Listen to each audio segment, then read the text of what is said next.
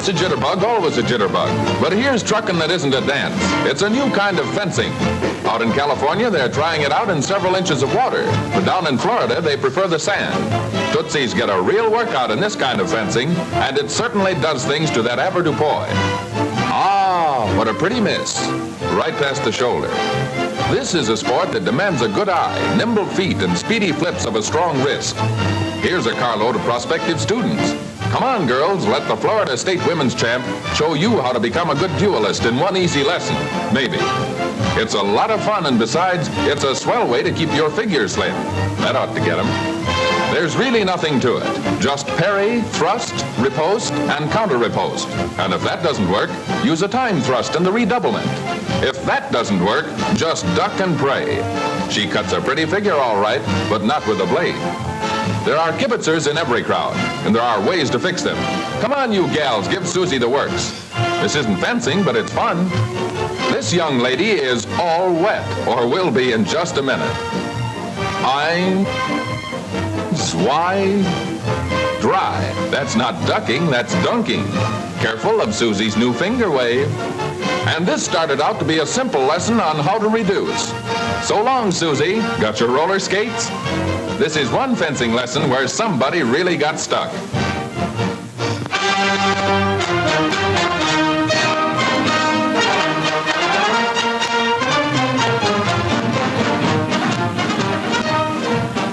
Rice today, but puddings, plastics, and concrete tomorrow. And rice makes good glue, excellent cosmetics, swell horse collars, and some folks even eat the stuff. Powerful valve and head engine runs machine. Machine thrashes the biggest harvest in years. A lot of it will go to make good bricks and buttons, superb sauces, and soap. In one end, round and out the other end. Grain pours into sacks. The rest, just one big pile of hay. Well, hay to you maybe, but somebody's going to make gravy, brooms, and fertilizer out of that mountain of stuff.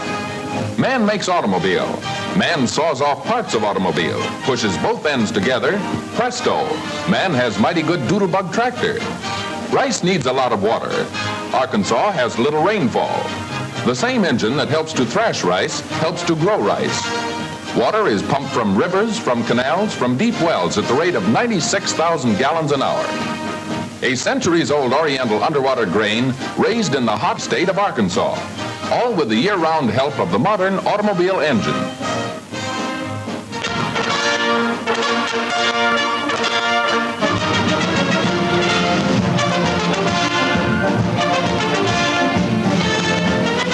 Who hasn't been at least a Saturday night sailor and chased a bar of soap around the bathtub? But this is a new kind of sailing, racing with all the finesse of its big sister sport. No deep sea needed. Any small lake or pond will do. A graceful bit of streamlined beauty. Never mind the nose, that won't help your boat win. No small boy hobby model yachting, but a booming international sport. Interest has suddenly sprung up even in remote parts of India and South Africa. Scientifically shaped for speed and efficiency, model yacht hulls reach a length of 80 inches, weigh as much as 60 pounds. Hundreds of parts go into a racing yacht. Accuracy is important. Mast and turnbuckles must be just so. This boat is to be a winner. New ideas, new features are incorporated into this latest model. It looks slick as a whistle, but how will it act on the water? So busy with his business during the day, he's forced to try out his new boat at night. Her maiden voyage. Uh-oh, it's sailed out of range of the lights. But that can be fixed in just a jiffy. An easy twist of this rudder, a bit of skippering about with this four-wheeled land yacht, a quick flip of the toe on a convenient light switch. Yes, sir, right back in the spotlight. And we'll be again tomorrow at the races.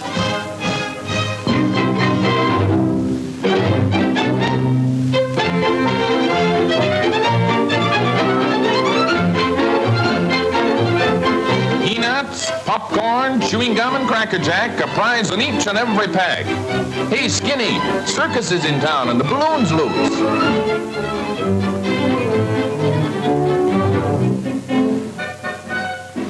How's a fella gonna know they go around the streets playing with balloons?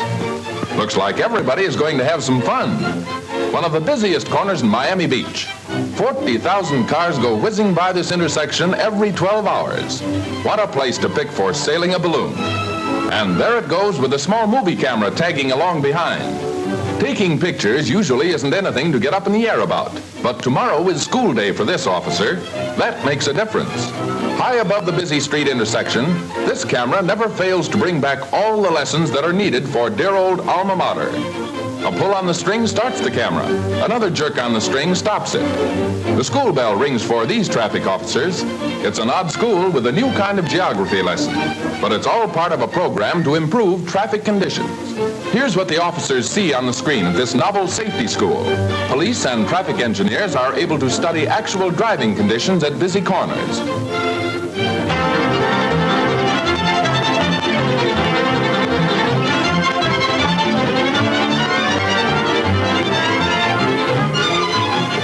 Here's a truck that has a habit of chasing planes. In fact, it's a business.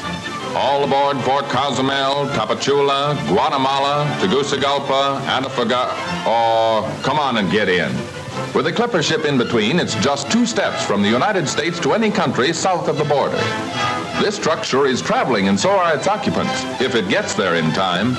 6 minutes to go, then off to South America. Step on it, driver. That airport is still a mile away. Uh-oh, and this plane waits for nobody. Right in the nick of time. These passengers just won't get ready until the last minute, and there's nothing that can be done about it. In traveling togs before they know what it's all about, loaded into a speedy truck and rushed to the airport, across the gangplank and into the rumble seat. A lot of fuss over a bunch of small fry, but not a peep out of them. What a passenger list.